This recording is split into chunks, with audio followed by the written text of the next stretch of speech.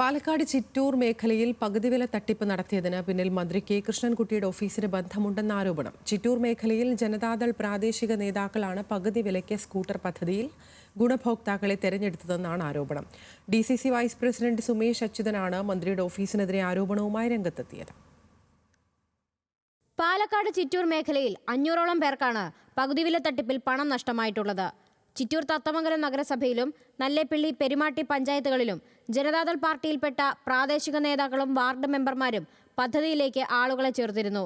ഇക്കാരണങ്ങൾ ചൂണ്ടിക്കാട്ടിയാണ് മന്ത്രി K കൃഷ്ണൻകുട്ടിയുടെ ചിറ്റൂരിലെ MLA ഓഫീസിനും തട്ടിപ്പിൽ പങ്കുണ്ടെന്ന് കോൺഗ്രസ് ആരോപിച്ചത്. മന്ത്രിയുടെ ഓഫീസിൽ വെച്ചാണ് മീറ്റിംഗ് കൂടി ഇവിടെ കോർഡിനേറ്റർമാരെ നിശ്ചയിച്ച് ആ കോർഡിനേറ്റർ മുഖാന്തരമാണ് സാധാരണക്കാരായ ജനങ്ങളെ കളക്ട് ചെയ്തുകൊണ്ട് ജനങ്ങളിൽ നിന്ന് പണം കളക്ട് ചെയ്തുകൊണ്ട് ഈ തട്ടിപ്പ് നടത്തിയിരിക്കുന്നത്. ഇത് തട്ടിപ്പാണെന്നൊരു സംശയം അവർക്കുള്ളത് കൊണ്ടാണ് ഇതിനെല്ലാം കോർഡിനേറ്റർമാരെ വെച്ച് ബിനാമികളുടെ പേരിലാണ് ഇതിൽ പണം സ്വരൂപിച്ചിരിക്കുന്നത്. ഇവരാരും ഈ നേതാക്കളുടെ നേരിട്ട് പണം സ്വരൂപിക്കുകയോ പക്ഷേ ഇതിന് കിട്ടുന്ന കമ്മീഷൻ മുഴുവൻ ഈ നേതാക്കളാണ് ആ കമ്മീഷൻ പാർട്ടി ആയിട്ട് എടുത്തിരിക്കുന്നത്. പക്ഷേ അതിന് ജനങ്ങളുമായി നേരിട്ട് ബന്ധപ്പെട്ടിരിക്കുന്ന മുഴുവൻ ഇതിൻ്റെ കോർഡിനേറ്റർമാർ എന്ന് പറയുന്ന ആളുകളാണ് ഇതിന് പങ്കെടുത്തിരിക്കുന്നത്.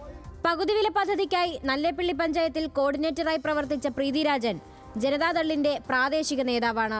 പെരുമാട്ടി പഞ്ചായത്തിലും ജനതാദൾ പ്രാദേശിക നേതാക്കൾ തന്നെയാണ് ഗുണഭോക്താക്കളെ കണ്ടെത്തിയത്. ചിറ്റൂർ MLA ഓഫീസിന് സമീപത്തെ പാർട്ടി ഓഫീസ് കേന്ദ്രീകരിച്ച് പദ്ധതിക്ക് വേണ്ടി നിരവധി യോഗങ്ങൾ നടന്നതായും ആരോപണമുണ്ട്.